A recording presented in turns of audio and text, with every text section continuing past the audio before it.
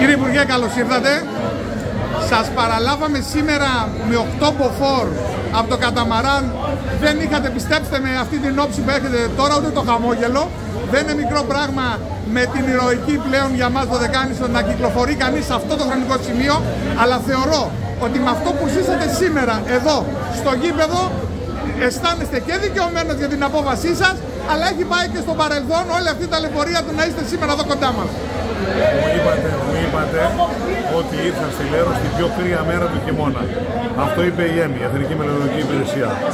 Όμως βρέθηκα εδώ στο γήπεδο, στο δημοτικό γήπεδο, που τότε ο Δημόσιος Σοποτάκης είχε την πρόνοια να κατασκευάσει, χάρη του γηπέδου και χάρη της πρόβλεψης του Δημάρχου. Έχουμε δεκάδες, εκατοντάδες παιδιά, γονείς, αθλητές και προπονητές εδώ, και με αυτή την εικόνα μας ζέστανε την κρύα νύχτα αυτή του χειμώνα στη Λέρο, την καρδιά μας, ο Πανιόνιος, που τον κουβαλάμε μαζί μας, γιατί από το 1993, κύριε Γνατίδη, δείχνει αδιάλειπτη παρουσία στα αθλητικά δρόμενα της Δωδεκανήσου, αναδεικνύοντας αξίες του πολιτισμού, τις ιδέες του αθλητισμού και κυρίως το εφαγωνίζεστε με τα παιδιά, μικρά και μεγάλα, γιατί έχει κάνει πρωταθλητές αυτό το νησί και έχει γίνει το νησί στο επίκεντρο του ενδιαφέροντος των αθλητικών δραστηριοτήτων του Αιγαίου, αφού σε συνέχεια των αιγαιοπαραλυμπικών αγώνων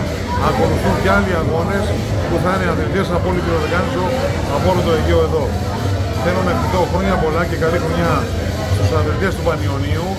Συγχαρητήρια στη διοίκηση.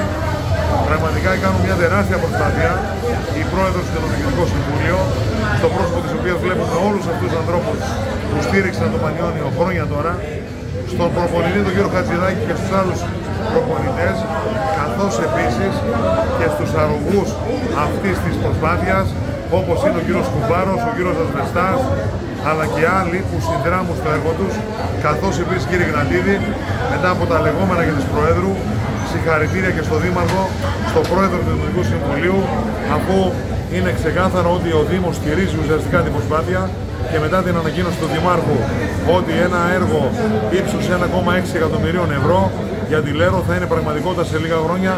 Θα είναι ένα κόσμημα το γήπεδο αυτό, όπου θα αποτελέσει το κέντρο του αθλητισμού για την καλαθοσφαίριση και το βόλεϊ, αλλά και άλλα αθλήματα στο νησί αυτό. Ευχαριστώ και εσάς και πάλι χρόνια πολλά σε όλους. Θεωρώ όμως ότι πιο ωραία εικόνα σήμερα το να βλέπετε 100 και πλέον παιδιά μέσα από τις γραμμές ενός γηπέδου, ένας άνθρωπος που δεν είναι μόνο ένας πολιτικός, είναι ένας φίλος των νησιών, είναι ένας άνθρωπος και αρρωγός σε αυτό που συμβαίνει στην καθημερινότητά μας. Θεωρώ είναι μια εικόνα που και σας ικανοποιεί, αλλά και σας δικαιώνει για όλα αυτά τα χρόνια και αυτό που κάνει και τα νησιά μας. Είναι αλήθεια ότι η νησιωτική πολιτική και το να το παλεύεις πολλές φορές για αυτονόητα πράγματα είναι μια υποχρέωση όλων εμάς που ασχολούμαστε, και θέλω να εκφράσω την ευγνωμοσύνη μου και τις ευχαριστίες μου στους Δωδεκανησίους και στη Λέρο, στους Λεριούς και στις Λεριές, που μου έδωσαν ξανά την ευκαιρία να τους εκπροσωπήσω στη Βουλή των Ελλήνων, και αδιάλειπτα χρόνια τώρα είμαι κοντά τους, και νομίζω είναι μια παρακαταθήκη εμπιστοσύνης αυτή που μου δείχνουν, για να είμαι συνέχεια σε εγρήγορση, με ενέργεια, πάντα με αγάπη και με αλήθεια για τον τόπο, και η συνεργασία και η ευκαιρία που μου δίνεται κάθε φορά να συναντώ συμπολίτες μου δείχνουν αυτή την κατεύθυνση, την κατεύθυνση της δημιουργίας και του συνεχούς αγώνα, πολλές φορές αυτονόητα, αλλά πάντα για την ανάπτυξη των νησιών μας και την ευημερία των πολιτών. Και σε αυτό θα είμαι πάντα αρρωγός και θα προσπαθώ να είμαι χρήσιμος σε κάθε μία και σε καθένα.